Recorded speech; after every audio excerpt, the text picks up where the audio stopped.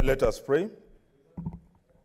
Almighty God, we beseech you to behold with your abundant favor and blessings as your servants whom you have been pleased to call to leadership positions in this republic. We seek guidance to treat and consider all matters that shall come under our deliberation in so just and faithful a manner as to advance the peace, prosperity, and welfare of our country and of those whose interests you have committed to our charge. Amen.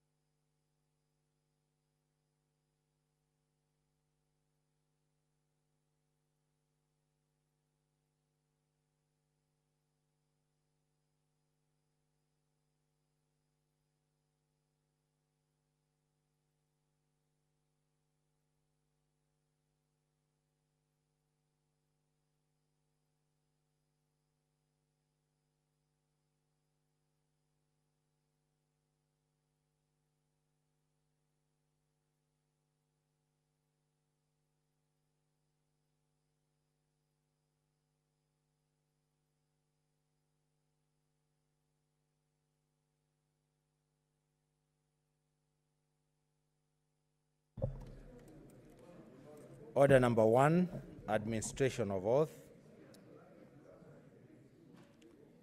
Order number 2, communication from the chair. Order number 3. Order members, let us observe some social distance, please. Yeah. Order number 3, messages. Order number 4, petitions.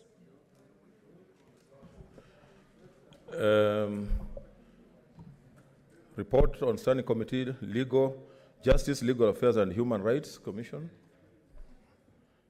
Chairperson.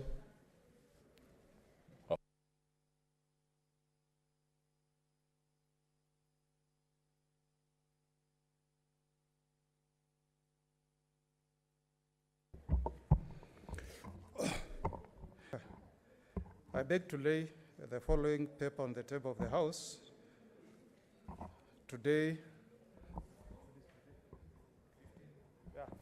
Tuesday, 15th of September, 2020, report on consideration of a petition by Bernard Wahere and Jacqueline Mutere on implementation of the report on the Truth, Justice and Reconciliation Commission, TJRC. The Speaker, the Standing Committee on Justice, Legal Affairs, Human Rights is established pursuant to Standing Order 218 and is mandated to inter alia consider all matters relating to constitutional affairs, the organization and administration of law, justice, elections, promotions of principle of leadership, ethics, and integrity agreements, treaties, conventions, and implementations of the provisions of the Constitution on human rights. Mr. Speaker, the committee is composed of members whom we all know. Mr. Speaker, on Tuesday, 16th May 2019, the Speaker reported to the Senate the petition by Bernard Wahere and Jacqueline Mutere on implementation of the report of Truth, Justice, and Reconciliation Commission. Pursuant to Standing Order 232-2 of the Senate Standing Orders, the petition was committed to the Standing Committee on Justice, Legal Affairs, Human Rights for consideration. Mr. Speaker, in the petition, the petitioners noted that following the amendments of the Truth, Justice, and Reconciliation Act in 2013, which rendered implementation of the TJRC report conditional upon its consideration by the National Assembly, it has not been possible for other state agencies to implement the recommendations of the Commission. These had become a source of great frustration and consequential demoralization for thousands of Kenyans, still nursing injuries as well as physical, emotional, and psychological scars from the dark years of our country's history. The petitioners therefore prayed, Mr. Speaker, that the Senate, one, requests transmission of the report from the National Assembly to the Senate for consideration and adoption. That two, the Senate passes all necessary legislations to enable victims of gross human rights violations as identified in the TJRC process to receive physical and psychological support. Three, the Senate implements the recommendations of the TJRC report that concern counties, in particular, the establishment and funding of gender-based violence recovery and rehabilitation centers in the 40. Four, that the Senate urges the National Assembly to consider the TJRC report with a view to advising the nation on critical steps towards its implementation pursuant to Section 49 of the Truth, Justice, and Reconciliation Act 2008. Four, that the Senate causes the establishment of the Parliamentary Select Committee to oversight the implementation of the TJRC report recommendations and promote national healing and reconciliation. Mr. Speaker, the committee proceeded to consider the petition, and in this regard, the committee held meetings with the petitioners and the Solicitor General, and further received written submissions on the matter from the Office of the Attorney General. The main issues that the committee had to address, Mr. Speaker, is how to unlock the process of implementing the recommendations contained in the TJRC report. Mr. Speaker, senators may recall the Truth, Justice, and Reconciliation Act 2008 was amended by the National Assembly in December 2013, among others deleting paragraph 49.3 thereon, which provided that implementation of the TJRC report would commence within 6 months upon publication. Mr. Speaker, the provision as amended provides that the implementation of the TJRC report shall only commence after consideration of the report by the National Assembly.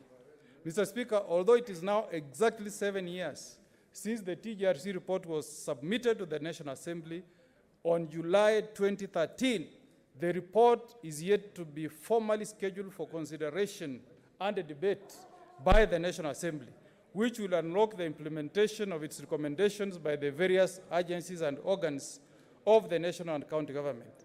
Mr. Speaker, the committee did note that during the State of the Nation address delivered to Parliament on Thursday, 26th of March 2015, His Excellency the President, inter alia, one, urged lawmakers to expedite process of the Truth, Justice, and Reconciliation Commission report, seen as critical in formulation of a reparation framework. Two, instructed the National Treasury to establish a fund of Kenya shillings 10 billion over the next 3 years to be used for restorative... Yes, Senator Haneri, what's your point of intervention? Mr. Speaker, I hate to interrupt my good friend, the senior counsel, Senator Omogeni, but I just wanted to bring it to your attention that Senator Omogeni is totally out of order. And this is in reference to our own standing orders, and in particular standing order number 232, paragraph 2, which he referred to when he started to issue the statement. Mr. Speaker, the standing order states that whenever a petition is committed to a standing committee, The committee shall, in not more than 60 calendar days from the time of reading the prayer, respond to the petitioner by way of a report addressed to the petitioner or petitioners and laid on the table of the Senate, and no debate on or in relation to the report shall be allowed. But the Speaker may allow comments or observations in relation to the petition for not more than 30 minutes. Mr. Speaker, the standing orders are very clear that once the committee is done with the report, they're supposed to table. He's not supposed to read. He's reading the report. So he's contravening even 2 standing orders. This is the first one, 32, and the one that states that no speeches shall be read. So, Mr. Speaker, is the senior counsel in order? You are actually out of order, so just table the report. I stand guided, Mr. Speaker, but the practice has been that on a matter of national importance like this, I highlight the key recommendations to enable the House to know that if I'm directed, I will lay it before the House and rest the matter as directed. Okay, thank you. Report, Standing Committee on Agriculture, Livestock, Chair.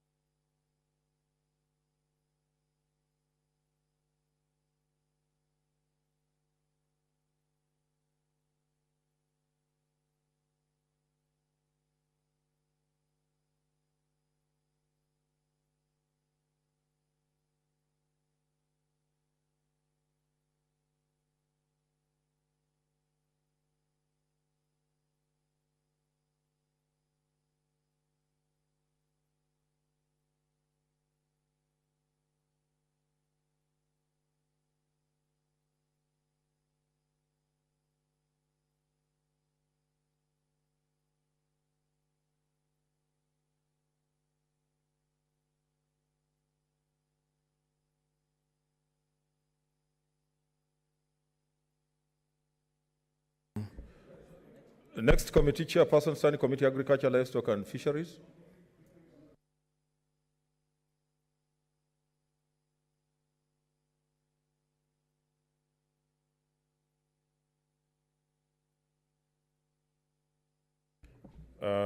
Deferred petition by Senator Dr. Michael Mbito. No.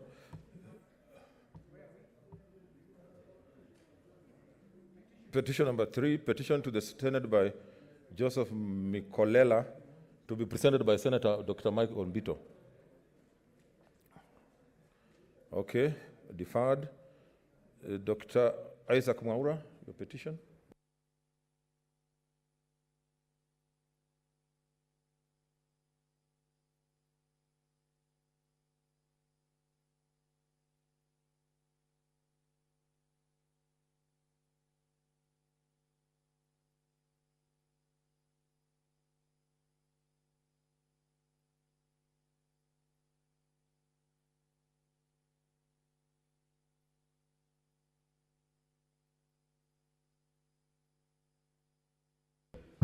Sorry, Mr. Speaker. Mr. Speaker, Senator Kangata, wear your mask. Senator Kangata, wear your mask. I beg to lay the following petition on behalf of the petitioners as follows. A petition to the Senate concerning NHIF cover to kidney post-transplant medication we, the undersigned citizens of Kenya, and in particular, kidney transplant survivors and families, draw the attention of the Senate to the following. One, that kidney failure has been on the rise globally and nationally in the recent years, causing about 2.1% of the total deaths, according to the World Health Organization, resulting to early deaths of youth and children, and of course the aged. Two, that the growing burden of kidney diseases has been raised as one of the most significant barriers to the attainment of the universal health care, UHC. Three, that the individuals are having difficulty in accessing quality health care since there are only a few hospitals in the country which have the capacity to conduct transplant. Four, that in line with the Big Four agenda's universal health care, NHIF covers dialysis with most patients succumbing to death. Five, that post-transplant medication is very costly, and if the patient misses immune suppressant drugs due to financial issues or reasons, the transplanted kidney is rejected in the body, and they either die or Order, senators, order. Order, senators. Is rejected in the body, and they Order, senators. Just a minute, Senator Mwaura.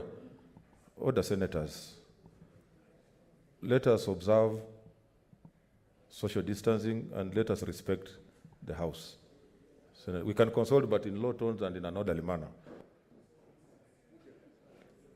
I proceed, Mr. Speaker? Okay.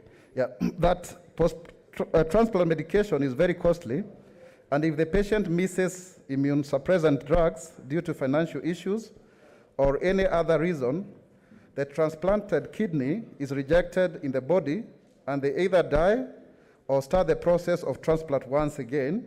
Six, that many patients opt to stay at dialysis stage than go get transplanted because NHIF does not support post-transplant medication, which ranges from 40,000 to 60,000 per month, Mr. Speaker. Seven, that NHIF provides post-transplant cover to patients who have a comprehensive medical cover for civil servants, leaving out a huge number of Kenyans from this program.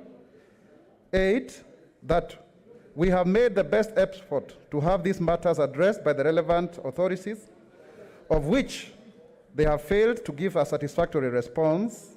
Nine, that none of these issues raised in this petition is pending in any court of law, constitutional or any other legal body. Therefore, your humble petitioners pray that the Senate investigates this matter and, one, initiates price subsidy for post-transplant medicine in a more affordable way. Two, intervenes in the provision of post-transplant drugs under NHIF cover. And three, intervenes for the groups to obtain a proper cover that is not to be determined by job group. Your petitioners humbly pray. Senator Musurve. Honorable Speaker, thank you for giving me this opportunity to support this petition and for bringing in this petition to the floor of this House. And I want to say, Honorable Speaker, that when it comes to universal health care, it is one of the Big Four agenda. And I want to say that as a Senate, we have to really see how to support people with chronic diseases. There are actually people who need dialysis. Order, senators. Order. Senator Kangata.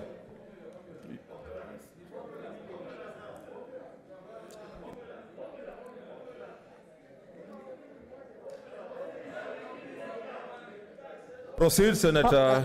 Thank you, Honorable Speaker. Order. So I want to say that... Order, senators. Order, senators. Order, senators. Order, senators. Honestly, you are not going to tell the Speaker how to run the House. We have an order paper. Let us respect our standing orders. and the standing orders and the order paper. Senator Msurube. Thank you, Honorable Speaker, for giving me this opportunity. And I want to say, Honorable Speaker, that... What's your point of order, Senator Murkomen? Thank you, Mr. Speaker. Mr. Speaker, I don't know if I'm in order. I will need your direction and guidance.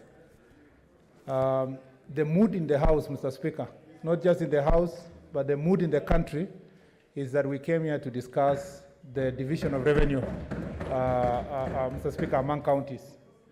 And Mr. Speaker, although petitions are very important and all of them are in the order paper, including the formula itself, Mr. Speaker, am I in order to suggest that, Mr. Speaker, we progress fast to the question of division of revenue among counties, then we come back to continue progressing with the business of dealing with petitions, Mr. Speaker, because Kenyans are waiting our decision and counties have been waiting our decision, and Mr. Speaker, particularly because there is a false accusation out there that this House is not ready to make a decision, that we are the ones, Mr. Speaker, who are delaying this decision. I want Kenyans to know that we are very eager and anxious to dispense with this matter, Mr. Speaker, and then we progress. So am I in order to request, Mr. Speaker, for that rearrangement of the order paper?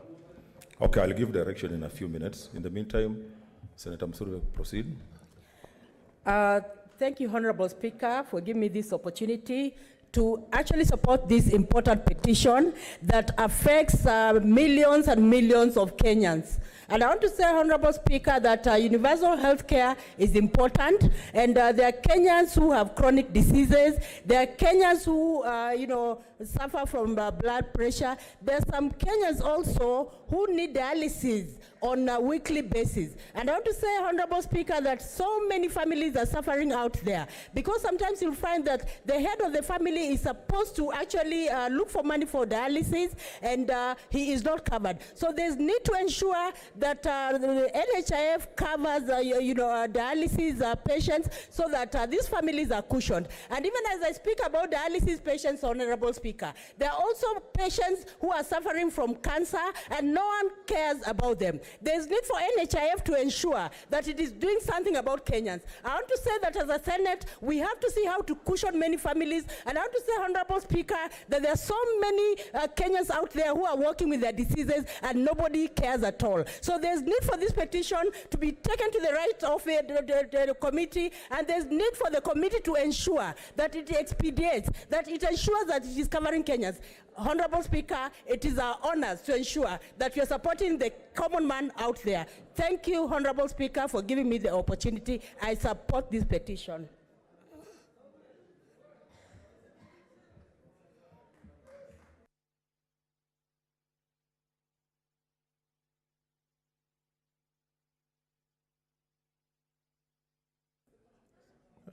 Senator Linturi.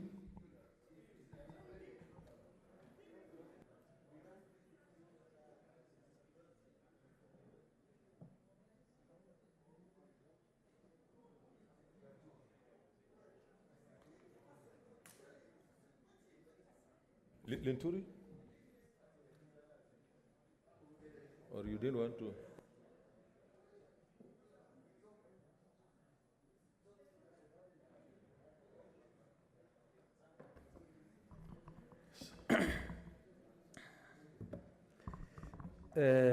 Mr. Speaker, let me agree with the sentiments or the comments made by Senator Mwaura in this petition. And further, Mr. Speaker, state that the universal health care, which is one of the big four agendas of the President of this Republic, Mr. Speaker, is something that we cannot wish away. It's something that is so important to this country, Mr. Speaker. However, Mr. Speaker, I would want to, Mr. Speaker, to say clearly, if we are really to succeed in ensuring there is universal health care in this country, some bit of transparency is highly required, honesty, and genuineness in the manner in which we conduct ourselves in terms of advice to our patients, how hospitals treat our patients, Mr. Speaker. And Mr. Speaker, I don't know whether people are aware that right now, even those that are covered under NHIF, when you get admitted to any of our hospitals in this country, there is something that they call pre-authorization before any hospital accepts to treat you.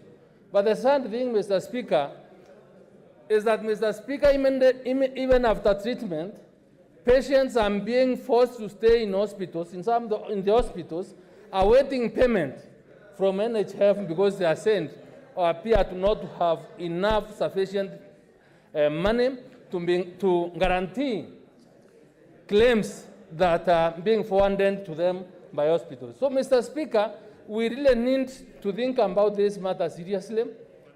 It is not easy, and the worst situation a person can be is a situation where one is sick and requires urgent treatment, and there is nobody to show up to really support or offer that particular service, Mr. Speaker.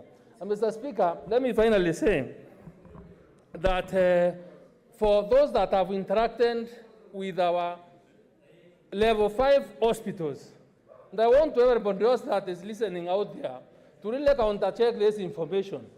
Information is being shared by those people that work in different hospitals, that the suppliers of these UHC equipments or drugs that are supposed to be under that particular scheme, Mr. Speaker, are only dropped in hospitals.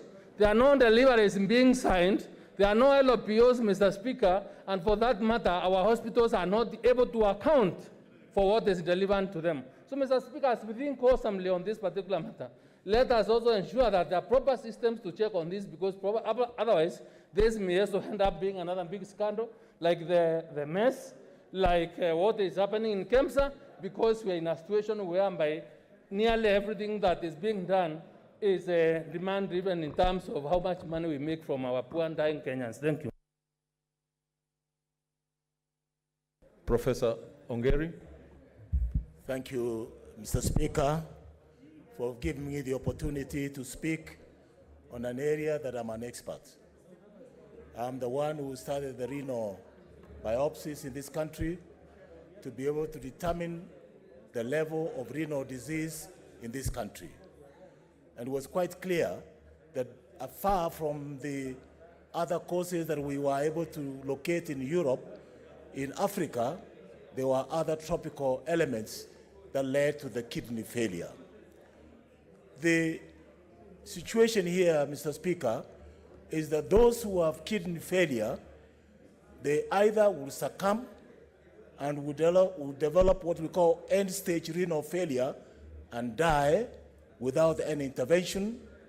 And if there is any intervention, and then through the dialysis that is being now provided by level 4 hospitals in each county, including some of those in level 5, can only be sustained if there is regular dialysis.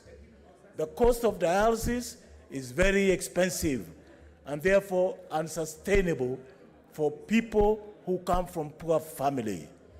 If they have a chance, there is a kidney match, a donor transplant is given.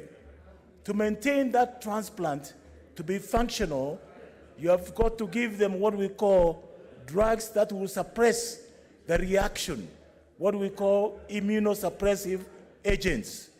And therefore, again, these drugs are out of reach of ordinary mwananchi. They need to be monitored because sometimes there are complications that relate to some of these drugs. So, in short, Mr. Speaker, this petition has come in timely because quite a large percentage of our people are suffering from kidney failure. Some of them progress to renal transplants, which then becomes what we call maintenance immunosuppressive therapy. One of such drugs is called cyclophosphamide. It's a fairly expensive drug and causes some complications and other related immunosuppressives that are now in the market that will sustain these patients' life for life. Fortunately, when these drugs are given in an appropriate measure and What's your point progressively- of intervention, Senator Haji? Interrupting my good friend, I don't know whether there's something wrong with the microphone here. I mean, there's a lot of vibration, and it's hurting us. Okay, the technicians, you check the mics. Just proceed, Senator Professor Ongeri. So, Mr. Speaker, it is important for the life-saving action to be taken, first of all, the course of drugs when they are attending the normal dialysis sessions. They need those drugs to sustain them. If they are lucky to get a matching kidney transplant, then you now need drugs also to suppress any reaction that may come out of those drugs. These drugs are expensive and require monitoring and evaluation from time to time. Therefore, this petition, which is before this House, will give us an opportunity to survey how the universal health care is able to take care of these patients who are in a fairly large percentage of the bracket of people otherwise will be dealing with people with kidney failure and therefore becoming very expensive for this country to maintain them on dialysis. Otherwise, if properly done, they can be able to live a normal life and be able to survive and support their families. I thank you, Mr. Speaker. Senator Ephraim Maina.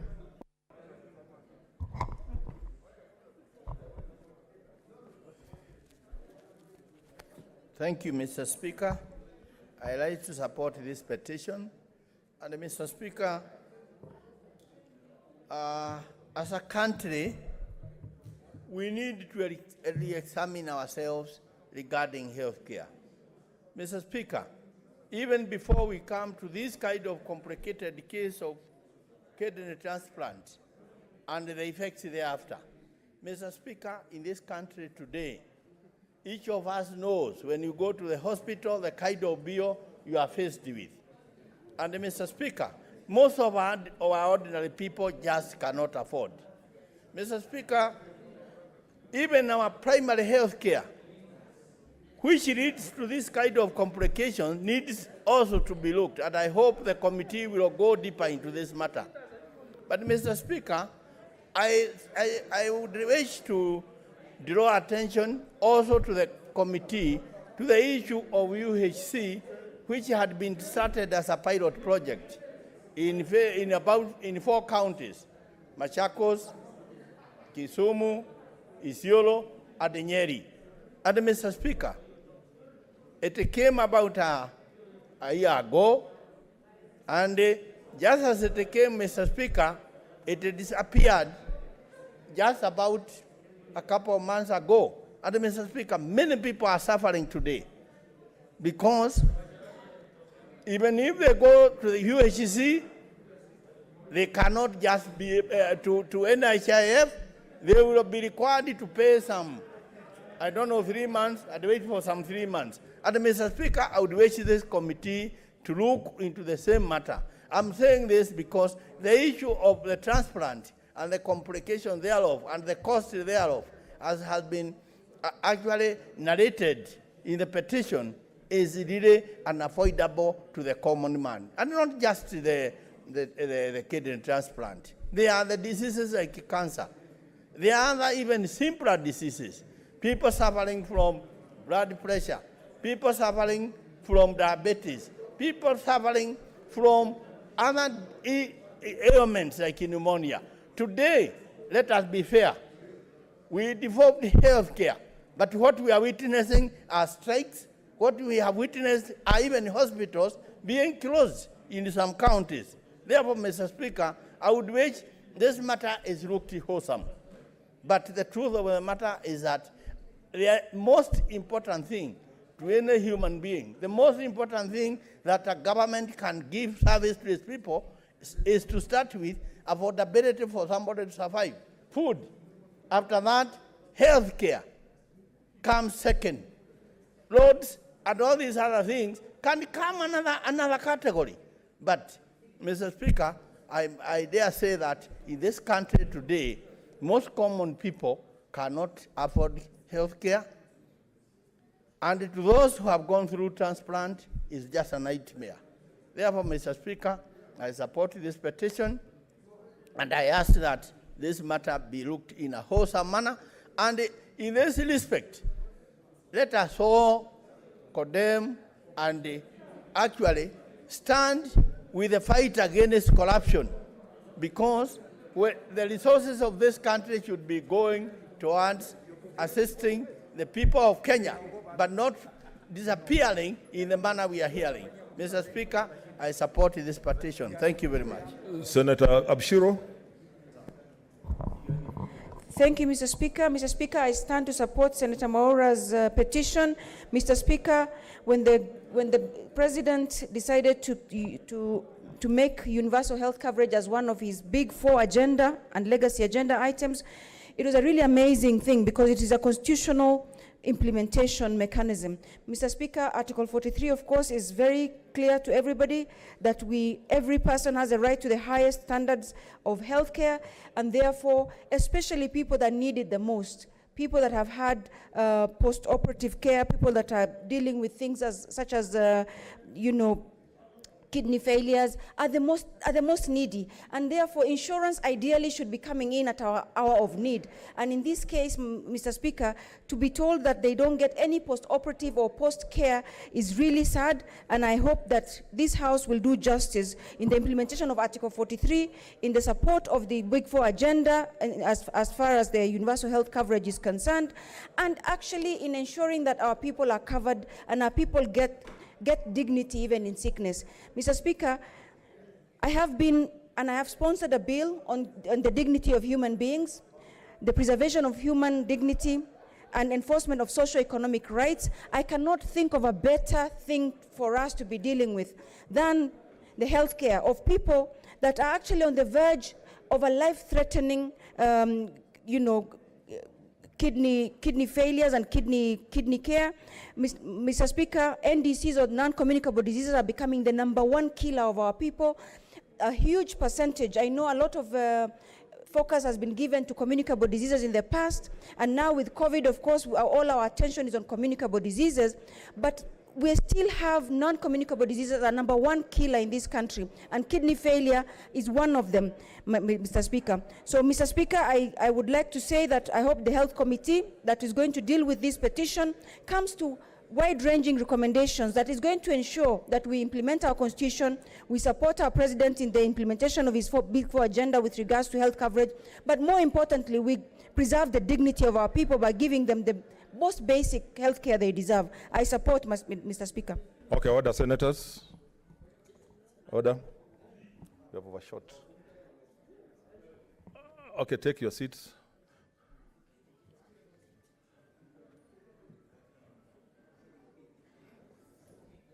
Okay, honorable senators, pursuant to Standing Order number 2321, the petition is hereby committed to the Standing Committee on Health for its consideration.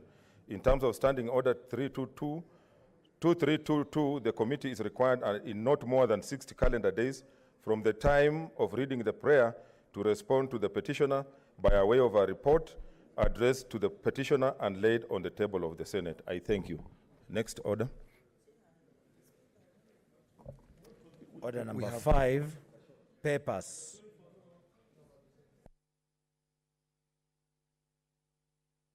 Papers.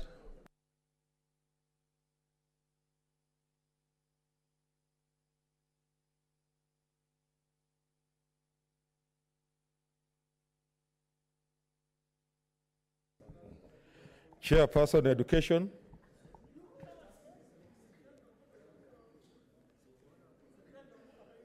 Okay, deferred. Oh.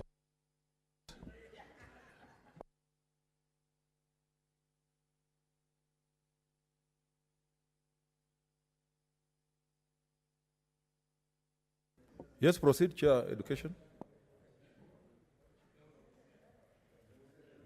Thank you, Mr. Speaker. I beg to lay the following papers on the table of the Senate today. Tuesday, 15 September 2020, report of the Standing Committee on Education on the Kenya Side Language Bills number 15 of 2019. Thank you. Senate Majority Leader.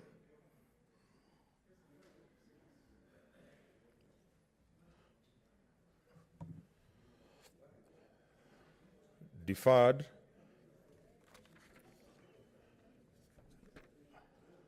Next order.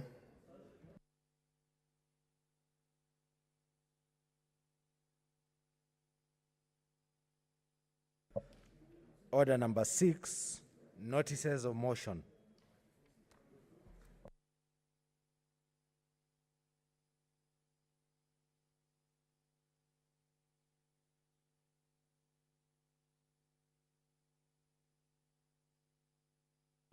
A leader of majority, the minority leader, you can approach the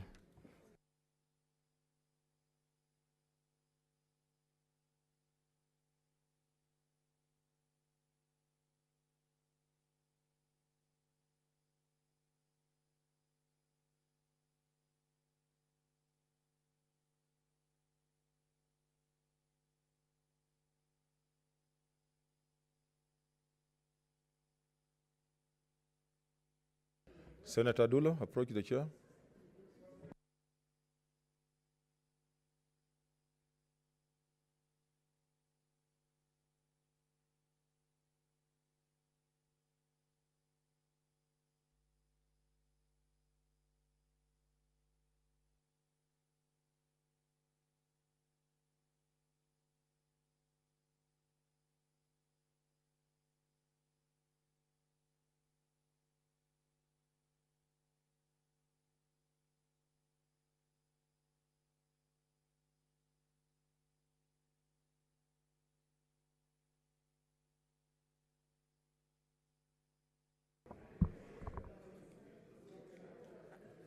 Thank you, Mr. Speaker. I wish to give notice of the following motion: alteration of the Senate calendar regular session for the 4th session 2020, that pursuant to a standing order 28 and 29 and the regulations of the Senate made on 27th 2020, approval of the Senate calendar 17th March 2020, 14th April 2020, 2nd June 2020, 16th June 2020, 23rd June 2020, and 4th August 2020, alteration of the Senate calendar.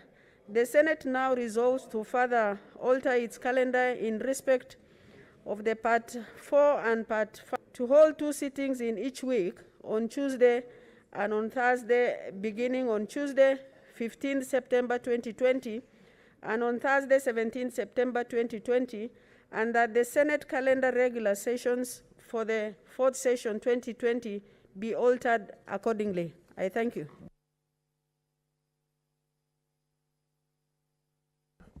Next order.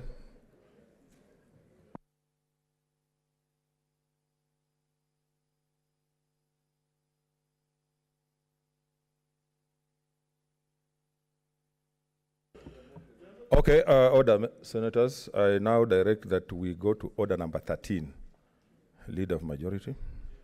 Order number 13. What's your point of order?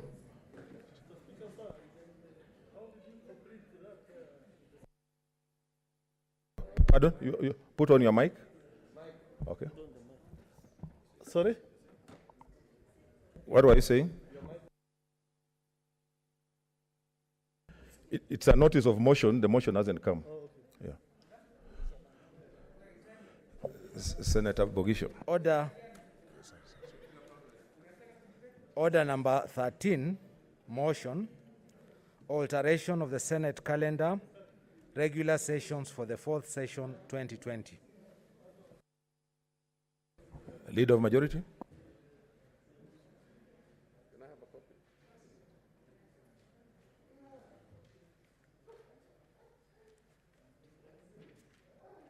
Why is the house so quiet?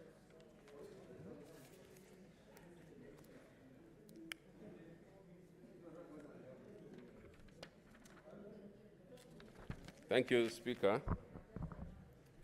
Speaker, I beg to move that pursuant to Standing Orders number 28, 29, and the resolutions of the Senate made on the 27th February 2020, which is approval of the Senate calendar, 17th March 2020, 14th April 2020, 2nd June 2020, 16th June 2020, 23rd June 2020, and 4th August 2020, alteration of the Senate calendar.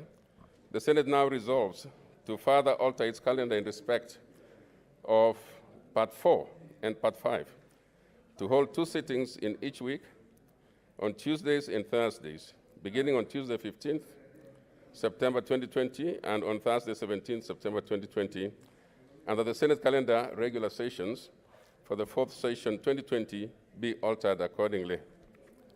Speaker, this is very straightforward, as requested by members themselves, that they would like to be meeting twice in a week from this week, Mr. Speaker, so that we can cover much ground, and would therefore, Mr. Speaker, just add that the members do support this, and we move our sessions to 2 days in a week. And I think I will move.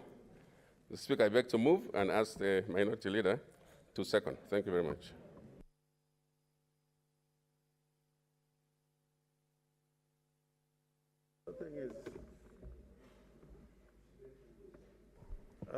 Mr. Speaker, I beg to second. Okay, Honorable Senators, I propose the question, which is that pursuant to Standing Orders 28 and 29 and the resolution of the Senate made on 27 February 2020 approval of the Senate calendar, June 2020 and 4th August 2020, alteration of the Senate calendar, the Senate now resolves to further alter its calendar in respect of Part 4 and Part 5 to hold 2 sittings in each week on Tuesdays and Thursdays, beginning on Tuesday, 15th September 2020, and on Thursday, 17th September 2020, under the Senate calendar regular sessions for the 4th session 2020 be altered accordingly.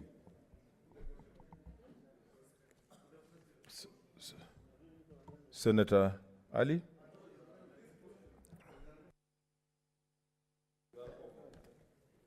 Thank you, Mr. Speaker. Mr. Speaker, sir, I beg to move the following amendment to the motion on the alteration of the Senate calendar. That the motion be amended by deleting the words to hold 2 sittings in each week on Tuesdays and on Thursdays, beginning on Tuesday, 15th September 2020, and on Thursday, 17th September 2020, and substituting thereof the words to hold sittings as provided for in the Standing Order 31-1, namely Tuesdays, Wednesdays, and Thursdays, commencing at 2:30 p.m.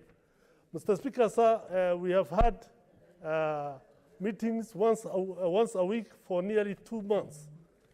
And the way things are, we are not able to finish whatever we need to do in this House. The CRA formula has been on throughout for the last 1 month, and we are not going anywhere. We need more time and more days to discuss this issue. Mr. Speaker, sir, I beg to move and ask Senator Linturi to second.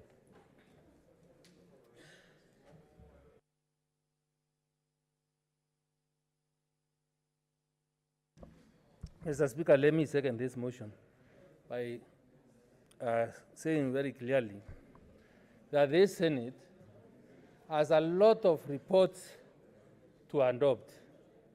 If I remember, before we left public accounts, we had so many reports here. We have the mess report, so many reports which I cannot continually name. And considering, Mr. Speaker, the proposals being made by the majority leader, is for us to come from our constituencies on a Tuesday, remain in the chamber, skip a day that is Wednesday, which is a day that would as well not do anything literally out of Nairobi, and then come on a Thursday. It's waste of time. Mr. Speaker, I support that we must continue working from Monday, Tuesday, Tuesday, Wednesday, and Thursday, because we have work to do, and I think it is only necessary to apply or to use our time prudently because we come from the our constituencies to come and sit here, so we have no Wednesday to sit down here and waste. Thank you, Mr. Speaker. I propose a question, which is that the motion be amended by deleting the words "to hold 2 sittings in each week on Tuesday and on Thursdays, beginning on Tuesday, 15 September 2020, and on Thursday, 17 September 2020, and substituting thereof the words "to hold sittings as provided for in Standing Order 31, 1, namely Tuesdays, Wednesdays, and Thursdays, commencing at 2:30 p.m. Senator Malala.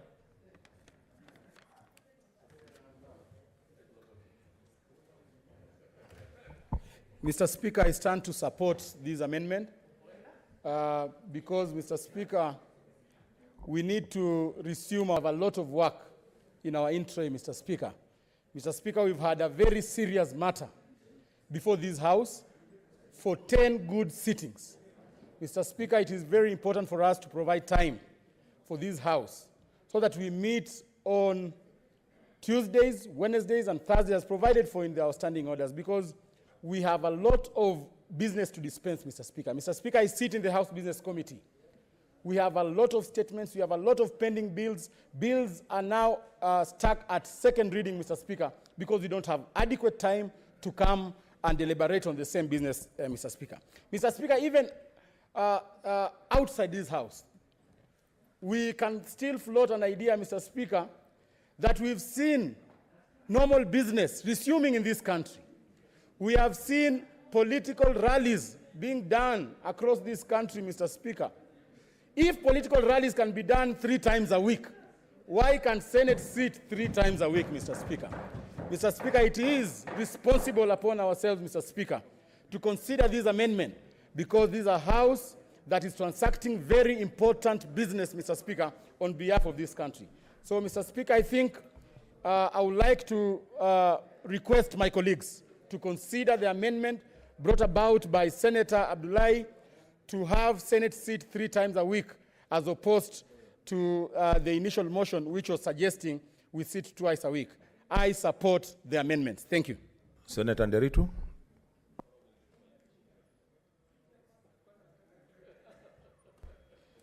Thank you, Mr. Speaker, sir. I stand to support this amendment by Senator Abdullahi.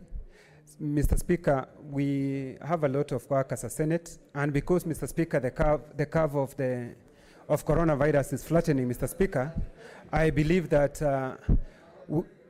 Mr. Speaker, if we sit 3 times a week, we are going to do more than we are doing in once per week. Mr. Speaker, you know, when we have this share of revenue, every Kenyan is complaining that we have taken so long. The reason why they are complaining that we have taken so long is because you are only meeting once in a week.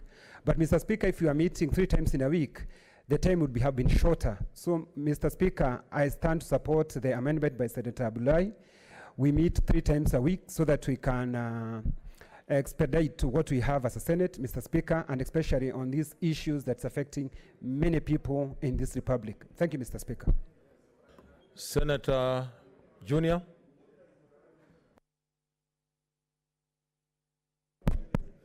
Speaker, we're in September of 2020. I suspect, Mr. Speaker, from the proceedings of the last Senate, that you will have difficulties in 2021 to get members here, because majority of us will be campaigning. 2, Mr. Speaker, reggae is back.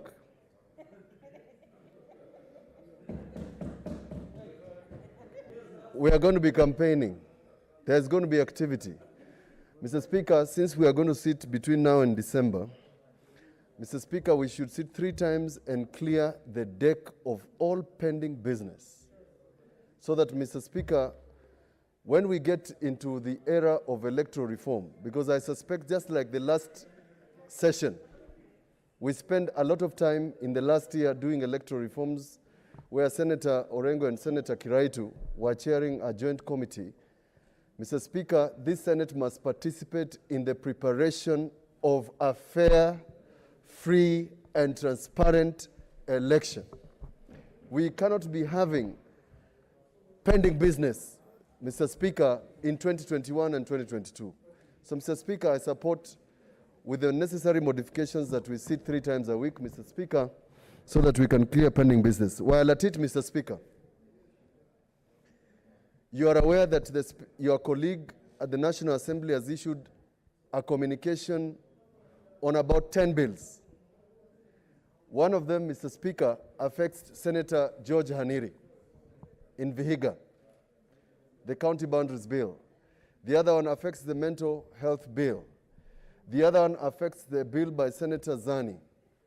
Mr. Speaker, by the time I'm asking that you make a communication, because you have communicated with me that you propose that we have those bills sponsored by members of the Senate and National Assembly. That's additional work. Because, Mr. Speaker, there's no shortcut of protecting counties on its boundaries unless we have a legal framework.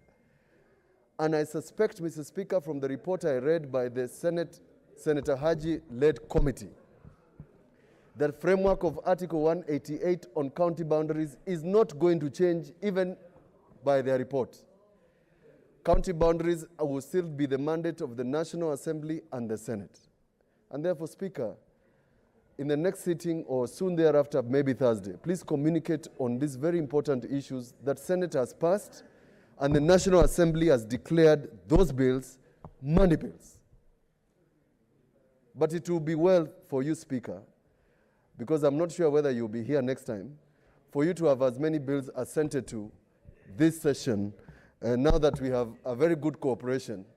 And Senator Fogisio and Senator Orengo, I've seen your pictures today at the big house, showing that now it means that we'll get our business of this Senate directly going there without necessarily using any other middle ground. Thank you. The bridge has been created. Thank you. Okay, I'll make a communication in our next sitting, because like you have rightly said, we've had some informal discussions on why our bills emanating from any house should not be lost on a technicality, but I'll give a communication. Senator Bogisho, then Senator Hargura from the other chamber. Yeah. Yes. Speaker, there is Speaker, on this matter of meeting 2 or 3 times a week, I think you also have to make a communication, Speaker. How did we get to meeting just once? How did we get to meeting just once and then twice? We're just beginning to add. I think, Mr. Speaker, that this is because of difficult times we have today, the problems of COVID-19. And this was just about protocols. And also I want to remind members, Mr. Speaker, that this is their calendar. They can change it anytime. They don't have to bring an amendment on the floor of the House to change something which they can change anytime.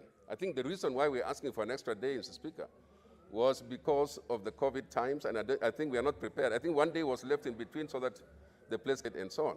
So you have to tell us through communication whether that is now possible, whether that has been opened now so that we can meet back to normal. Because, I mean, once we are back to normal, Mr. Speaker, once we are back to normal, we don't have to ask for permission from anybody. We just change our calendar as we wish. So, Mr. Speaker, I just wanted to allow members that they are free at any time to change the calendar. What's your point of intervention, Senator Ali? Leader in order. I've done an amendment legally, by law. Why is it in order to rubbish what we have done? Yeah. No, I think he didn't. You're not allowed to oppose it. He didn't rubbish. He was just giving his views. Let's proceed, Senator Orengo. Oh, Senator Argura. I'd call Senator Argura, yes, sir.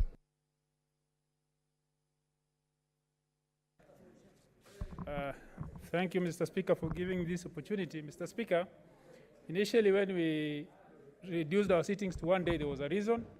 And as we know, the situation is improving, and we also have a lot of work to do. So I support the motion as amended so that we can clear the backlog of what we have, especially the contentious issue of the CRF formula, which because of 1 day sitting, we have taken 2 months or even more than 2 months, which would have been done in 2 weeks. So, Mr. Speaker, I'll urge my colleagues to support these amendments so that we can get back to business and clear this issue of the formula plus all the pending bills. If you check, our order paper is always heavy, but nothing is done at the end of the day. We are just producing paper without executing our responsibility. I support the amendment. Thank you. What's your point of order, Senator Sakaja?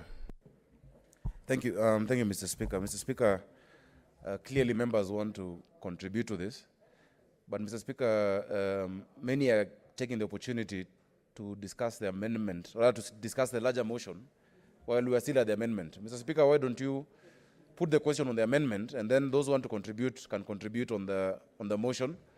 Then, Mr. Speaker, you remember we also have very serious business on the revenue formula that we would want to listen and get an update and make a decision as a House. Mr. Speaker, I ask that you put the question. Okay, Honorable Senators, I'll put the question, the amendment, that the motion be amended by deleting the words "to hold 2 sittings in each week on Tuesday and on Thursdays, beginning on Tuesday, 15 September 2020, and on Thursday, 17 September 2020, and substituting therefore the words "to hold sittings as provided for in Standing Order 31-1, namely Tuesdays, Wednesdays, and Thursdays commencing at 2:30 p.m. As a manner of that opinion, say aye. Aye. As a manner of a contrary view, say nay. The ayes have it. So now we are back.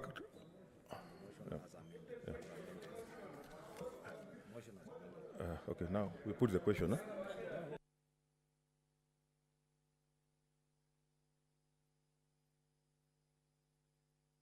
Okay, order, Senators. We are now back to the motion as amended. Senator Kajwang.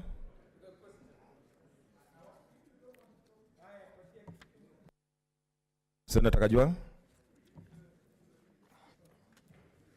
Mr. Speaker, even though I don't have very strong views on this motion because it's procedural, but we must remind ourselves that we passed a resolution that allows hybrid sittings of this Senate. Mr. Speaker, I've had colleagues say that because people are doing rallies and people are going for reggae concerts, we should also do the same. It is not right that we do the wrong that others are doing because they are doing it. But more fundamentally, Mr. Speaker, you and the leadership needs to assure this House that if you are going to sit 3 days in a week, that we are going to have an element of virtual sittings in those 3 days. Mr. Speaker, we have been in this parliament from the last one and this one. There was a time when there was a lot of pressure when I was chairing the Public Accounts Committee that I should bring reports to this House for the consideration of the House. When we brought 60 reports, Mr. Speaker, it was only Ledamo Lekina and Professor Ngeri and I and members of the Public Accounts Committee who are here to discuss those reports. The revenue debate does not need 10 sittings, Mr. Speaker. It just requires goodwill.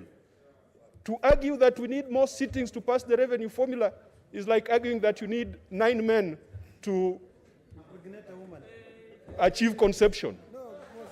Mr. Speaker, please assure us that we shall be sitting virtually. That way, I can go to Homa Bay, I can talk to the fishermen, and at the appointed time, I can log in. And Mr. Speaker, I can assure you that this House will be more productive the way we have been more productive in committees where we have allowed virtual sittings. Mr. Speaker, I support, but please allow hybrid sittings to be the norm rather than the exception, because the last time I asked, I was told that it is SBC to determine which one should be hybrid or not. And Mr. Speaker, if we had virtual sittings where people can vote virtually, even our friends like Senator Malala, who like sitting in the boot of Subaru vehicles, can vote from the boot. It does not have to be in this House. Mr. Speaker, I support. What's your point of order, Senator Murkomen?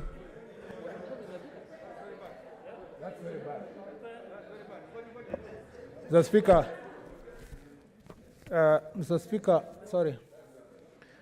is Senator Kajwang in order to, Mr. Speaker, belittle the situation that befell Senator Malala, and particularly, Mr. Speaker, the fact that he's sitting inside a Subaru vehicle, Mr. Speaker, was because he was illegally arrested in circumstances that even IG and DCI yesterday have confirmed that they are not even sure who ordered. Mr. Speaker, it's in public domain that Senator Malala has also told the country that his life is in danger. And it's part of serious public discourse. Mr. Speaker, is it in order for Senator Moses Kajwang, my friend, and who is young and I thought progressive, to, Mr. Speaker, belittle that very serious situation, Mr. Speaker, that our colleague is facing in this House? What's your point of order, Senator Wetangula? Okay, just a minute, Senator Kajwang.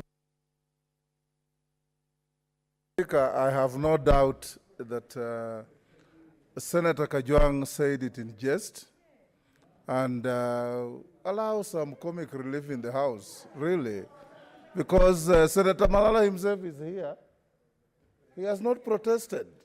Don't wail louder than the bereaved, Mr. Speaker. But, Mr. Speaker, that is not the issue I stood up for. The mood is very clear that we have much more serious work than extending the calendar or dealing with the sittings. I want to move, Mr. Speaker, that you put the question on this motion as amended so that we can go to more serious work. On behalf of my kid, my son, Malala, I want to encourage him that Senator Kajwang is not a malicious man, and I'm sure he said it in jest. Let's move on. Okay, order.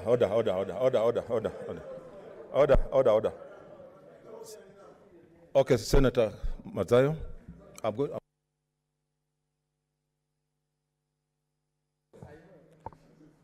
Bwana Spika,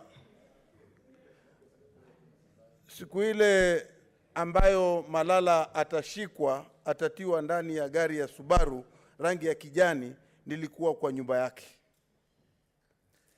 Jana nilikuwa hapa kwa hili bunge letu la Senate, nikamuona Malala akiwa analia hapa mbele ya maseneta wenzangu.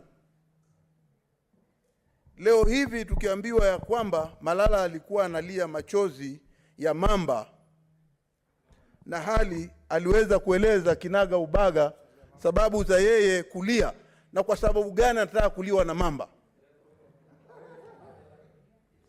Leo ikiwa tutachukua swala la kwamba alijitia ndani ya Subaru na akawa sasa mimi sikujua kama Malala anafanya mzaha na Malala mwenyewe alikataa. Je, ni haki? Je, ni usawa kwa Seneta Kajwang kusema ya kwamba Malala anapenda sana kukaa chini ya buti ya Subaru? Okay, order, members. Order. This is what I want to say, yeah? Order, members. Senator Wamatangi, sit down.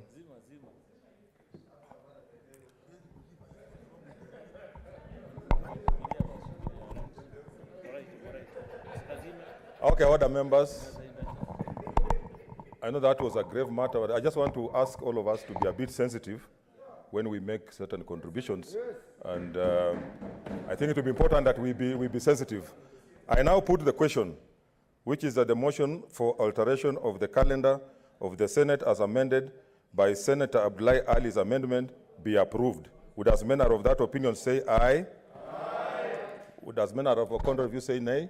The ayes have it. Senator Bokisho. Yes, Speaker, just following on that, Mr. Speaker, I'd like to request that we allow members to convert into a Kamukunji, Mr. Speaker, so that we can go and as discussed today in the SBC, so that we can go and discuss with the Speaker the issues of the formula, Mr. Speaker. It is important, Mr. Speaker, that this is not a request for a motion. This is a request for the Speaker to allow this place to adjourn for a short time, or allow us to go and convert ourselves into a Kamukunji, so that we can. The Speaker has, so, Mr. Speaker, I'm actually requesting that you help this House convert into a Kamukunji. Thank you. Because we can come back. What's your point of order, Senator Wambua? Mr. Speaker, I seek guidance from the chair, the speaker, on a matter of procedure, whether it is in order for the majority leader to just wake up from his chair and ask the speaker to allow the House to move into a motion. Mr. Speaker, that's too casual. It's too casual, Mr. Speaker. Can you move a motion? Senator Cherargei?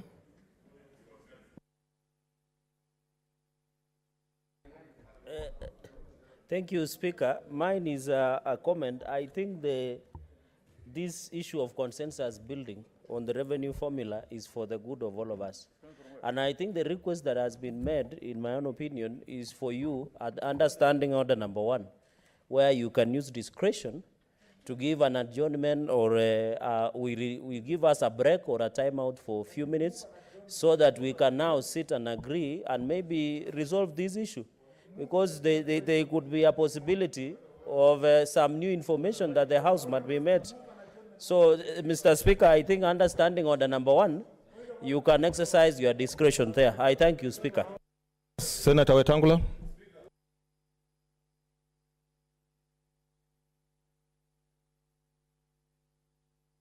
Mr. Speaker, I want to encourage the majority leader that in the future we should have some reference to standing orders when we make any moves on the House. And there's no provision in these standing orders for any member to just make a request on the Speaker. You move in accordance with standing orders, and the majority leader should have moved you under Standing Order 105, that we do not adjourn whatever debate we have on the floor for whatever consultations we want to have. He's done the right thing wrongly, Mr. Speaker, and I want you to make sure that we have our records clean, because these proceedings will be read in the future by students, researchers, our children, our grandchildren, everybody. So having clean records and proper legal framework is quite important in any parliament. Yes, Leader of Majority, I think you're making an important request, but like they're saying, do it in the right way. Okay, what's your point of order? Mr. Speaker, this is the House of Rules and Procedures. In fact, we cannot just stand up and say that we are done. And unfortunately, we have done this before in this House. It's going to be a practice for us. And the majority leader, in fact, should invoke standing order number 32 to ask for the House to be adjourned. But just standing up and saying that, because, the practice we are now adopting in future, to be, is going to be a practice of the House. So don't allow something like this to happen, Mr. Speaker. There must be procedure for asking for the House to be adjourned. I thank you. Senator Cheriot, what is it then I give the leader to do the right thing? Mr. Speaker, I have a different issue.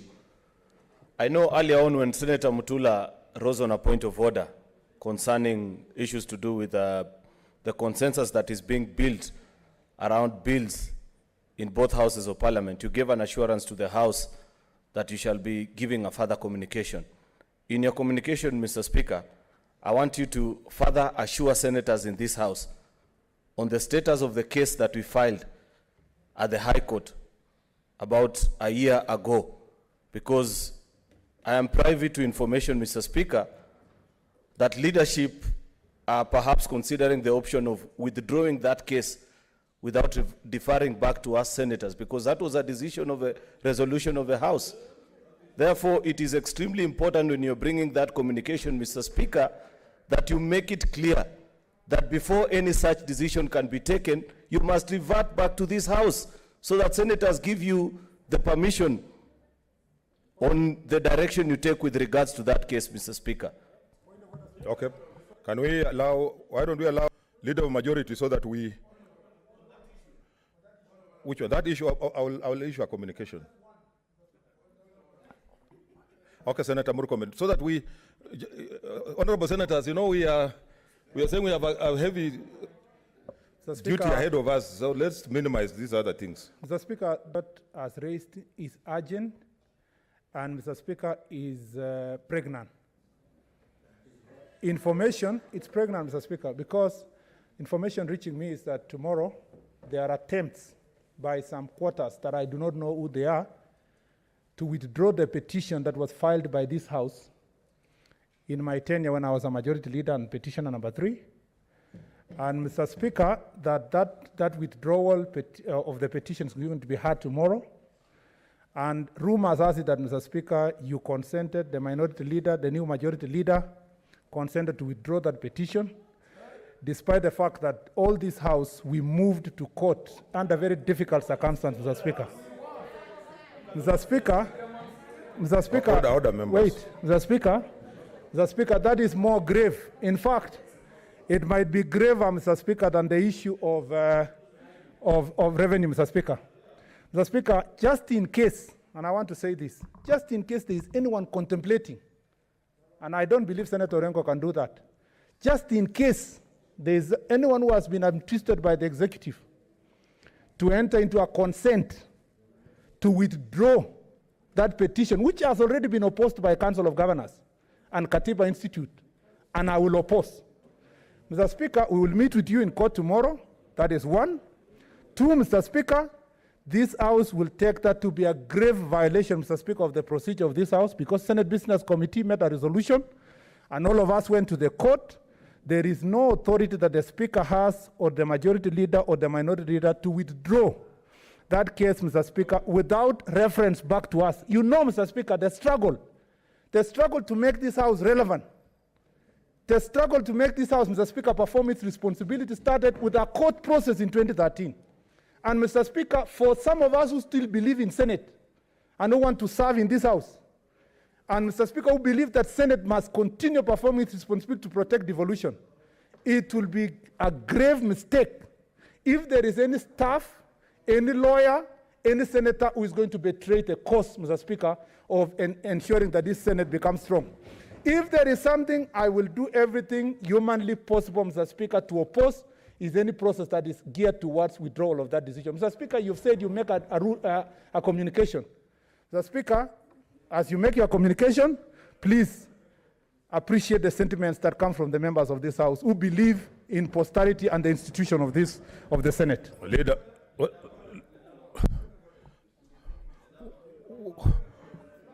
okay, why don't we go back to... Okay, Senator Ledama.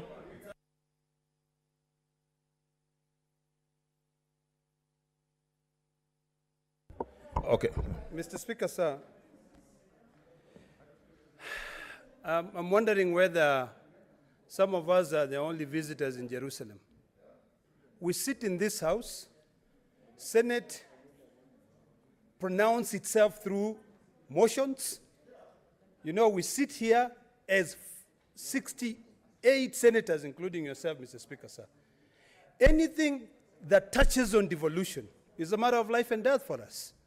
So, Mr. Speaker, sir, I want to join my colleagues. So is that a point of order, or? I want to join my colleagues in saying that if there is any attempt to challenge the authority of the 68 members who sit in this House, it must be brought here so that we pass by a resolution of this House. So, Mr. Speaker, sir, I want to beseech you and the leadership that let us not try and play with the doctrine of separation of powers. Our generation will stand firm and defend it.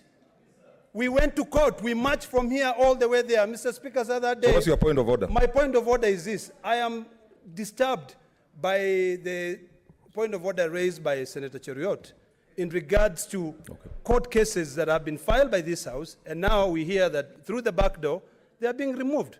Okay. Mr. Speaker, sir, I want to beseech you, as I go and sit, that please take these matters very seriously. That as a future generation, we are here to defend devolution in this country. Senator Orengo.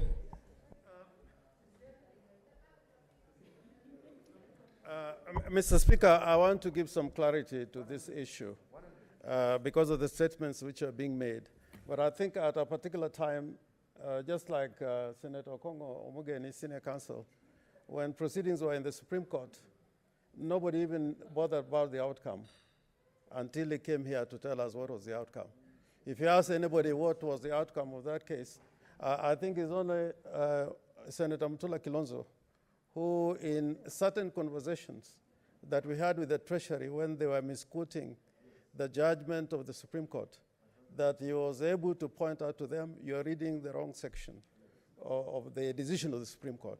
So I just want to urge members that with the kind of interest that we show on some of these matters, I think when the matter comes in court, and there are many lawyers here, let us not allow Senator Okongo Mugeni to be the only person who is appearing in court.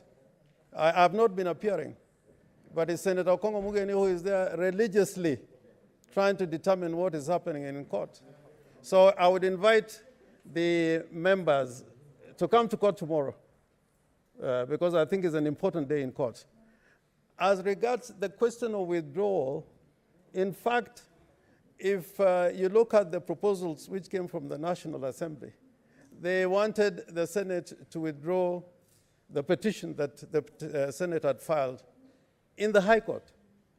And Mr. Speaker, you are aware that there was a resistance to a move towards the withdrawal of that petition. And that is the position. Because what is being discussed at the moment is a consent order in which the National Assembly, through their Speaker, has accepted that Article 110 of the Constitution, sub-Article 3, is mandatory. And he has gone further to say that we need to amend the standing orders of the Senate and the National Assembly. Because according to the National Assembly, consideration of whether a matter concerns counties or not is a matter they take to a committee in the National Assembly without reference to the Speaker. According to the proposal, which if the parties accept is going to be filed in court, a consent order, and I need not try to elaborate the difference between a court ruling and a consent order. A consent order is like a contract between one party or another. That's why in a consent order, the court does not actually write out a verdict. The parties sign the order before it is entered as an order of the court. So in that consent order, the Speaker of the National Assembly is admitting that Article 110 of the Constitution is obligatory. And he was saying that because we waste a lot of money, the other house discussing a bill, and when they have discussed it, then it comes to you for concurrence. The decision is that before any bill is read for the first time, before it actually reaches the House, because the House considers the bill when it's read for the first time, he is saying, and is agreeing with us, that that concurrence should take place before the bill is tabled. And you know how we have had that debate. And there is a matrix that the legal department were told to prepare, in which the progress of a bill before it's tabled and before it comes to you, before it goes to the Speaker of the National Assembly, they will want to see that all the stages have been passed through, including getting your concurrence before it is tabled. I wish I had that consent order here with me. And Senator Mugeni, I want to thank you, because the initial consent order that came from the National Assembly, Senator Mugeni was the first person to say, we cannot have. The second one is on the requirement to amend standing orders, because the standing orders of the National Assembly do not require that there should be concurrence. It requires that the matter is taken to the committee first, and then it's the committee which decides what is a matter concerning counties. The other third issue, which I think is a development, and this we have gotten courtesy of the Speaker of the National Assembly, is saying there's a lot of bills which are pending in the other house on a lame excuse that they are money bills. He has looked at a lot of legislation in the United States where money bills go to both houses. And he's thinking that for whatever reason or whatever it is worth, really there are only two bills that he thinks should not come to the Senate because they are specifically provided for. Those are the Appropriations Act. But he's saying all other bills, including money bill, in fact, we are trying to get a framework of how to ensure then what is defined as a money bill could be piloted through both houses. You know what happens in the National Assembly is that at the end of the bill, they say, this is a money bill. And on that basis alone, the bill will not be discussed. All their bills, at the end of it, they write money bill. So the Speaker of the National Assembly, and we've agreed that we find a basis of ensuring that money bills actually come to the Senate. The third issue, which I think was also critically important, which is coming up, is on the question of the definition of what is a money bill. Because right now, it is the National Assembly. In fact, if you read the judgment in the Supreme Court, the one that Okongo Mugeni was reading here, money bill is anything that the National Assembly thinks is a money bill, but is a matter of law which should be defined. So I would want to urge you that we look at the content of that consent order. The constitutionality of the bills is a matter which now remains in contention between the two houses and the Council of Governors, because that is a contention which some other parties have brought. And without them signing a consent, we will have to go into determination of whether the bills which have been passed or enacted are constitutional bills. I may be wrong on one or two issues, but I think this matter has seen somewhat development. I think we are better. We are in a better place than we were previously. Thank you, Mr. Speaker. Yes, Senator Kangata. Yeah, thank you, Mr. Speaker, sir. Mr. Speaker, sir, I'll be urging fellow senators to look at that issue from this prism, that the issue as to concerning whether that suit is going to be compromised through a consent order, from where I sit, Mr. Speaker, should not really be the prime point of discussion. We should be discussing whether the contents of that consent order reflects the wishes of the Senate. And therefore, I would be proposing the minority leader or even the majority leader or the House leadership to give us a draft copy of the proposed consent order for the consideration by members of this House. So that if we feel there's a problem in some of the terms, we will raise those issues. But for me, I would agree that a consent order, a final judgment, the bottom line is the same. It is a verdict of the court. Thank you, Mr. Speaker. Senator Sakaja. Sakaja then. Mr. Speaker, while we appreciate what the leader of minority has said and the efforts of Senator Mugeni, Mr. Speaker, the question that we have, because this process, you were sent by the Senate, was when were you going to come back to us, Mr. Speaker, and explain what is going on? Because, Mr. Speaker, if it was just the decision of a judge, you know, that is one thing. But a consent where parties are entering into and you're negotiating on our behalf, Mr. Speaker, ideally, there would have been a Kamkunji where you come and update us that this matter has reached here, and because of this, this is the decision we want to make. Now, if it is being done tomorrow, Mr. Speaker, and we're hearing it from the grapevine, we're hearing it from, I don't know, social media, whoever it is, Mr. Speaker, that is, it's a bit unfair on the senators who sent Senator Umogeni and the leader, and I'm saying we appreciate what they're doing, but you come back to us. Mr. Speaker, if you're saying that we are agreeing, yet just a week or two ago, the National Assembly declared Pandemic and Disaster Response Bill, which we worked on here, more than 170 submissions.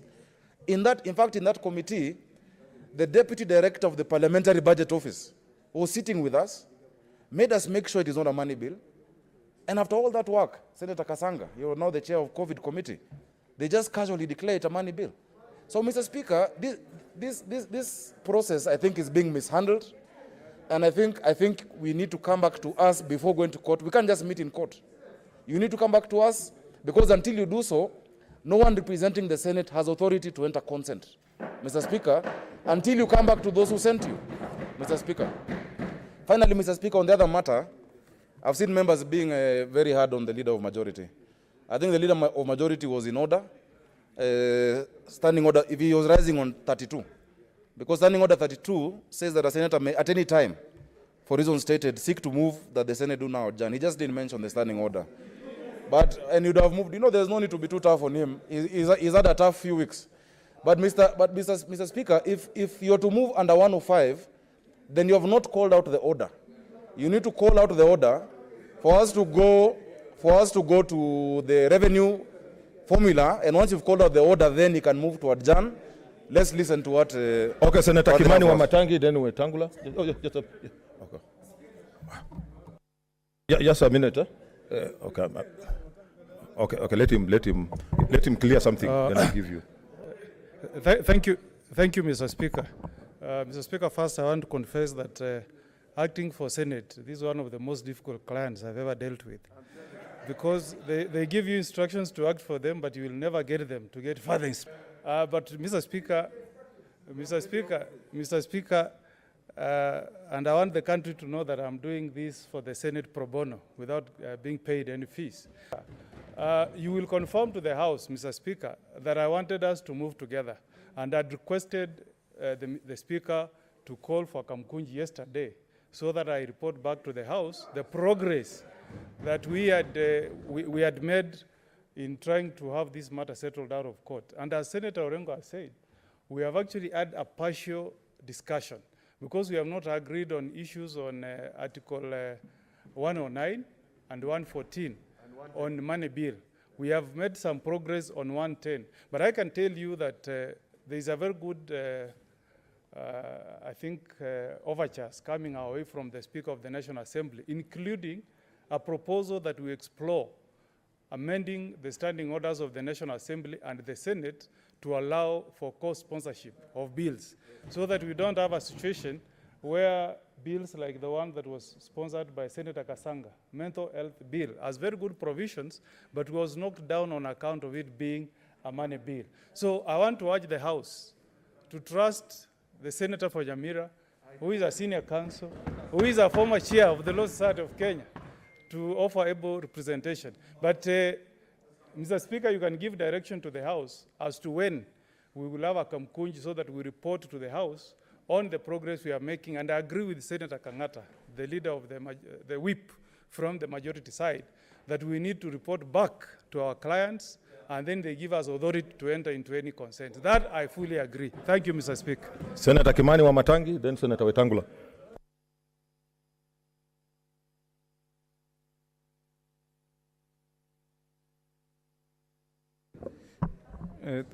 Thank you, Mr. Speaker.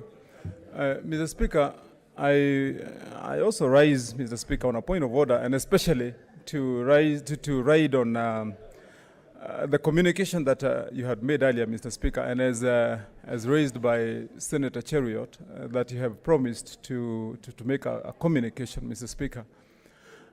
As the chairperson of the Committee on Roads in Senate, Mr. Speaker, I would want in your communication that you also, Mr. Speaker, communicate to this House and also to the Committee on Roads, Mr. Speaker.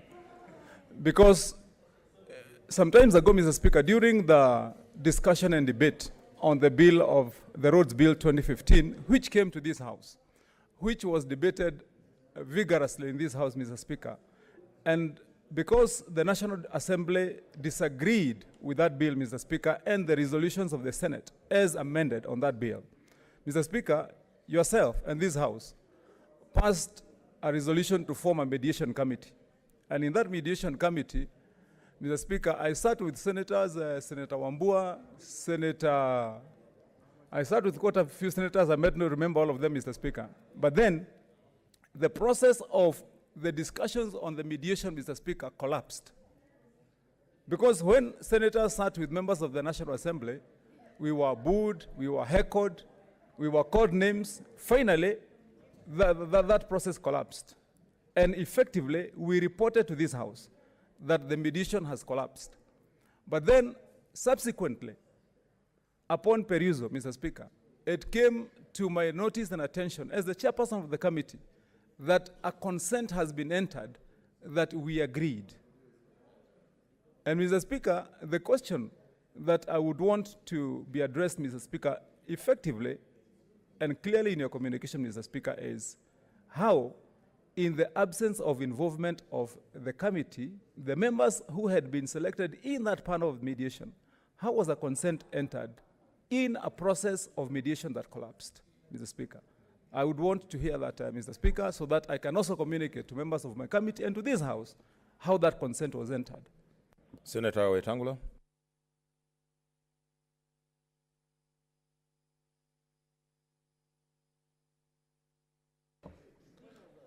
First, I want to thank the Senator for Kericho for raising this matter, and equally for the Senator for Siaya for offering an explanation. But, Mr. Speaker, with hindsight, and those of us who have been here from the last Senate, we have had a lot of frustrations, a lot of fights, to find the footing and relevance of this House within the constitutional order of this country. We have gone to court in the last session, Mr. Speaker, and we made some milestone in the Supreme Court advisory. I want to urge the leadership, Mr. Speaker, because they lead the House, and the entire House is the client of Senator Omugeni and other lawyers that have gone to, that given what we have gone through, in fact, if there was any intention to file a consent tomorrow, it should be deferred.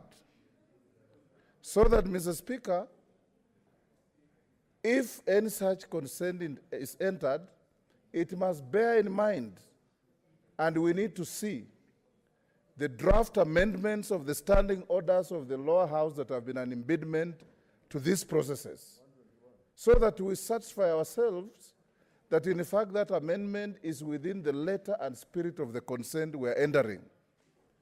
If there is any change in our own standing orders, we need also to satisfy them in the same manner. Then, and only then, Mr. Speaker, should we consent to anybody going to file a consent on our behalf. Before we went to court, Mr. Speaker, you remember we had a serious kamkunji where everybody spoke and everybody's opinion was taken on board before we walking all the way. But, Mr. Speaker, I want to urge Senator Orengo and Senator Bogisho to cause you to have a kamkunji. Let's look at what we went to court for and what we are achieving in the process of this consent, so that going to the future, this House reclaims its position and constitutional relevance in the dispensation of the new order in this country. Because, like Senator Orengo said, if you look at the Constitution, the issue of what a money bill is very fluid. It just says a money bill is a money bill. It doesn't say anything beyond that. And it's now been left to the National Assembly to decide what is a money bill and what isn't. We need to have defined parameters on what exactly is. And the Supreme Court said they can't envisage any legislation that doesn't touch on counties. So they must all come here. So, Mr. Speaker, I urge that tomorrow's proceedings in court and the parties can consent to stay anything to a later date so that we have clarity of these issues. Yes, point of information. Mr. Speaker, this position is no consent has been filed. And the case is starting tomorrow. And the judge, the bench directed there will be no adjournment. The case starts tomorrow. And I would also want to confirm to the Senate that our lawyers and the legal department, they have filed their submissions, full submissions on every question. So it's not nobody has gone to rest. And I think for that, some of us who have been following this matter, you know, we deserve a pat on the back because, you know, preparing submissions. it's not an easy thing. If I show you the authorities and the submissions which have been filed, and our legal department in the Senate has done a lot of work. So I would say now that the consent has not been filed, let people come to court tomorrow, because the judges said there is no adjournment tomorrow. You must argue that case tomorrow for 2 days. You must argue that case. And I think the Council of Governors are also having problems with certain bills. The Katiba Institute have also brought some issues. So I just wanted, Mr. Speaker, to clarify, yes, there were discussions, and that discussions did not amount to a consent being filed as yet, and it did not amount to a withdrawal. And now we've been put in a position because of the directive of the court. And you know, it's COVID time. It's a bench of, I think, 5 judges. 5 judges.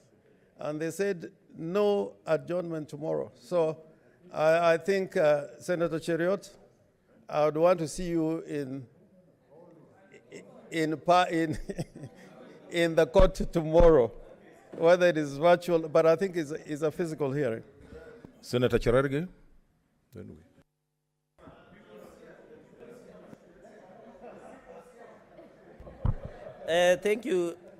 Thank you, Speaker, for this opportunity.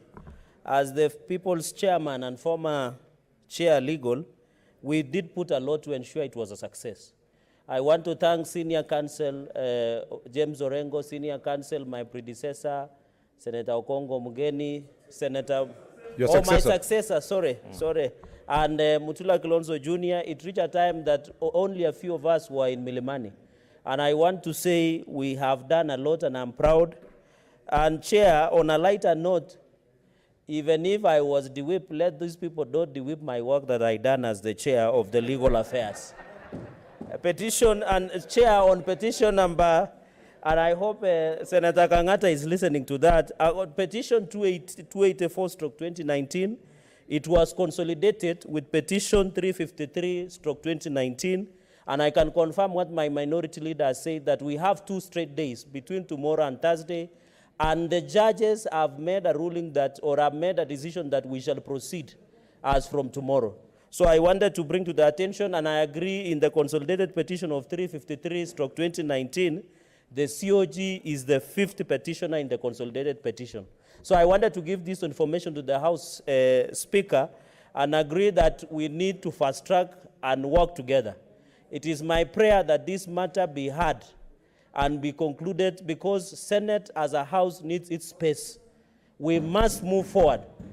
And I want to advise my House leadership for free that don't allow any propono, don't allow any other way to resolve this issue. If we do not allow the courts to pronounce itself on this matter, I'm telling you, after some time, we'll go back to the same issues. You saw the other day the National Assembly was trying to lecture us on our role. We cannot allow that to happen, Mr. Speaker, sir, and I want to encourage us together be in court, either virtually or physically, and ensure that we give moral support to our senior counsels that are the lead, and others who are learning, like some of us, should be there so that can take notes and carry files for other senior counsels. So, Mr. Speaker, sir, I want to say, as a former chair, I'm proud that this matter should be dispensed with, and we make our space known. The way the former leadership led by Senator Murkomen, Senator Kithure Kindiki did in the petition, I think in the advisory opinion on the issue of division of revenue. So, Mr. Speaker, we must agree to move forward so that the Senate can have its space, so that we no longer become the footnote. Mr. Speaker, I thank you, and thank you for this opportunity. Senator Wako.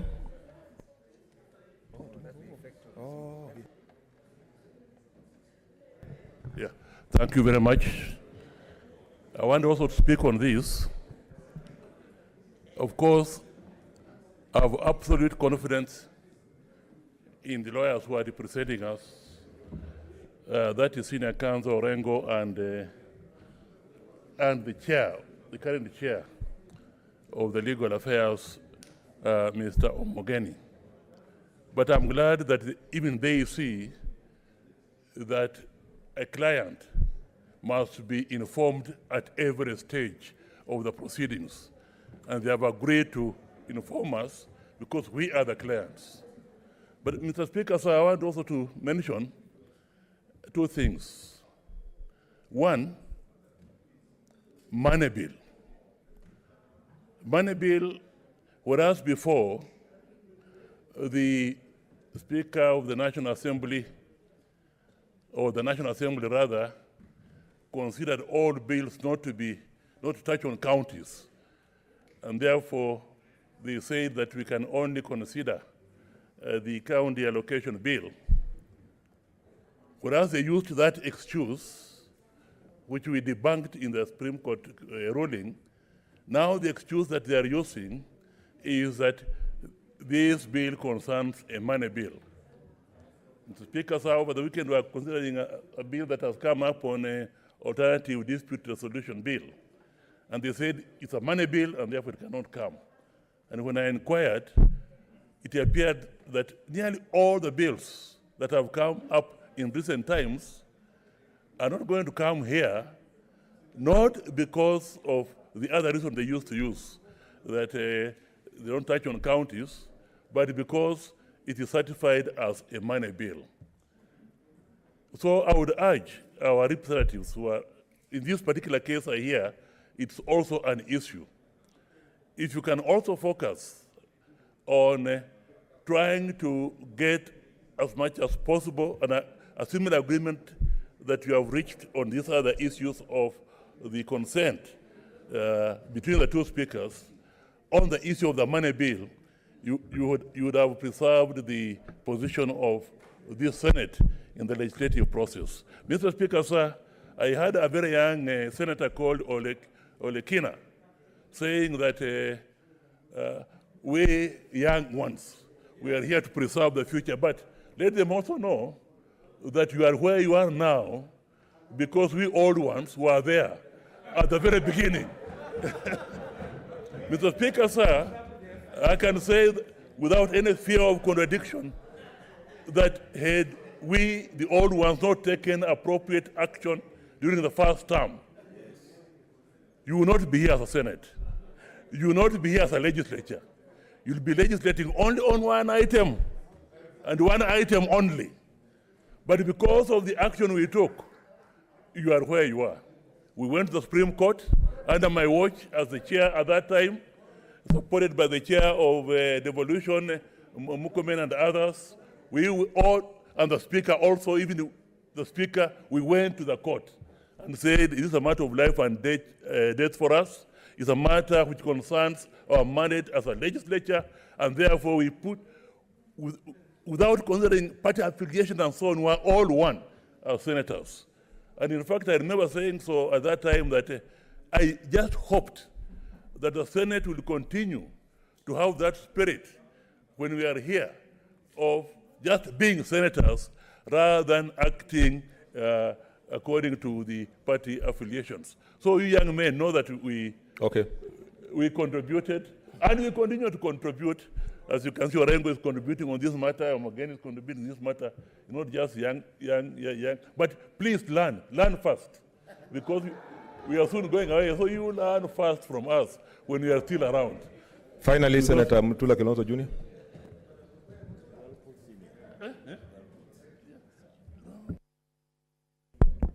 Thank you, Speaker. Speaker, I think we first should congratulate our legal team, the one best in the Senate. We're only given 2 lawyers, and those 2 lawyers have done a tremendous job, including Senior Counsel Senator Omogeni, Senator Orengo, and to a large extent our clerk, who has aided in some of these prayers. Number 2, I'm aware, Speaker, that some people wanted us to withdraw this case. I'm also aware, because I saw a draft, that some people had rewarded the consent. The only consent that is acceptable to these very troublesome clients of Senator Omogeni is a consent on the prayers in our petition. If they allow the prayers we have sought about Article 110, Article 109 and 114, we are happy to consent that the petition be allowed as we have prayed. Mr. Speaker, can you imagine the proposal and bill drafted by Senator Sakaja and I on how you and Senator and Speaker Muturi should sit is also a money bill. That is how sad this matter is. Mr. Speaker, somebody quoted the advisory opinion number 2. Advisory opinion number 2, this is what it says in paragraph 102. With a good speaker, you will find anything about security, public administration that concerns counties. And therefore, I want to urge, Mr. Speaker, that Senator Omogeni comes back to us as his client after he has made his submissions, not before. Thank you, Speaker. Senator Mwaura, 2 minutes, and then Chila Yako. 2 minutes. Thank you, Mr. Speaker. Mr. Speaker, we have been here before, and I think possibly our counterparts in the National Assembly can see that maybe the courts will agree with us. I remember very well when I was seated in the Rules and Procedure Committee of the National Assembly, a suggestion was made to have co-sponsorship of bills, as Senator Omogeni has said. But because of the capricious nature of the debate between these two houses, that was actually, it was turned down. And so therefore, Mr. Speaker, it's only in order if the prayers in the consent of the National Assembly are submitted in court for the court to actually rule on them. And in that regard, also, in our submission, we make it very clear in terms of the courts properly and definitely defining what is a money bill and what is a bill concerning county in their own interpretation, because that is actually their prerogative within the law. And then only after that, Mr. Speaker, using the court's judgment, can we then amend the standing orders? Because, Mr. Speaker, if we allow a gentleman's agreement, it has been reneged before. And we can go on and on and on, including agreeing to give monies for oversight for this Senate. Right now, Mr. Speaker, by dint of insisting on our role, we are augmenting the relevance and indeed the place of the Senate. And so therefore, any consent thereof, even when it is coming on the heels of the division of revenue, the current third generation formula as per Article 203, 204, I think it is important that we allow the courts to rule on this matter, and then now we can come back and argue on a gentleman's argument. We cannot trust people who before have actually reneged on what we've agreed. Mr. Speaker, I support. Finally, Senator Ayako, we have to make progress.